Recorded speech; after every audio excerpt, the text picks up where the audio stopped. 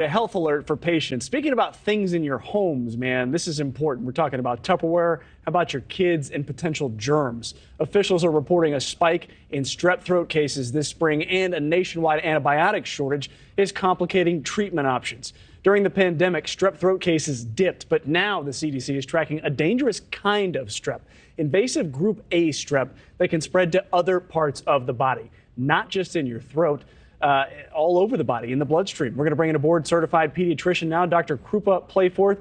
Thank you for joining us. I have a 19-month-old at home, so I'm not just interviewing you, I'm listening for medical advice. Please tell me more about invasive strep. So group A strep actually typically causes mild to moderate illness. Strep throat, scarlet fever, impetigo, infections that parents are familiar with and are very treatable with antibiotics. In rare cases, though, that same bacteria can infect the bloodstream, muscle tissue, the lungs. And when that happens, those infections become very rapidly progressive and can be very serious.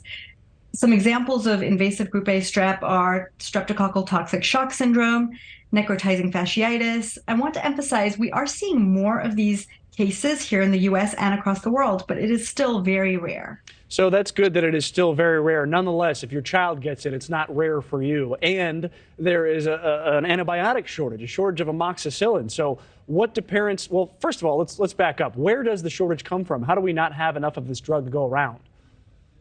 You're right that the shortages do include amoxicillin, and especially in the concentration that we typically prescribe for children who need liquid medication.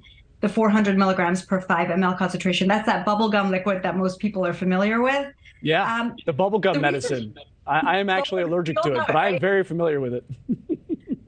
I think the reason for the shortage is primarily increased demand and not so much a manufacturing issue, which I think is a testament to how unexpectedly intense this season has been in terms of childhood illness.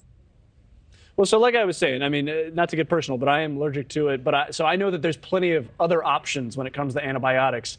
For the folks that aren't allergic to one of the best inventions of the 20th century, what are some of the other options for antibiotics out there?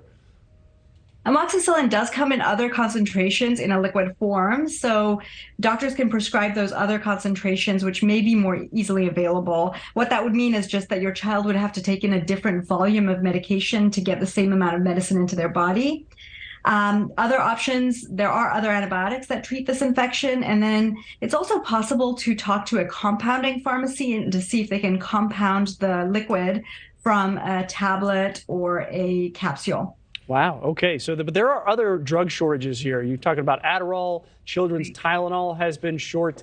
Do these drug companies just need to kick into production and start making more? I think so. Part of it is that we were not expecting this season to look the way it has. There was also the shortage of fever-reducing medication in pockets of the country over the past few months. And that was just because so many children are sick, and parents, when they see that there's a drug shortage, particularly of something like a fever reducer, they panic and they buy a little bit more than they need, and then there's less available for everyone else. So it is important for us to only be keeping as much medication as we need on hand. Thank you for watching. Go to newsnationnow.com to find NewsNation on your television provider. And don't forget to click the red subscribe button below to get more of NewsNation's fact-driven, unbiased coverage.